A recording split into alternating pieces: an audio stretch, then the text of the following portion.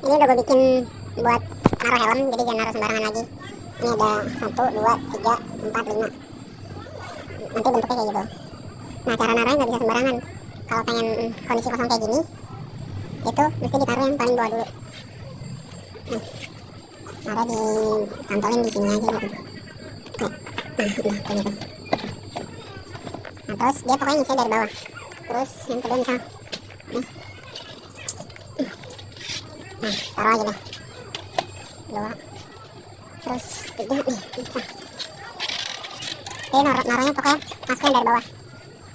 Terus oh ya nih, 4, 5. Nah, ini. Terus kalau misalkan mau ngambil, misalkan mau ngambil ini nih, mau ngambil ini. Nah, itu nggak bisa langsung ditarik, nggak boleh.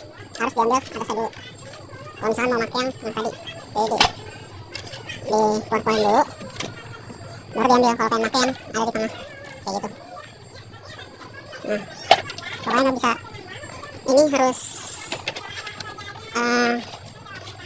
begitu cara ngambil. Jadi kalaupun udah kesini, karena dia sempit ukurannya, masing-masing rangkaian tadi, jadi harus diambil pelan-pelan. Jangan harus sembarangan lagi.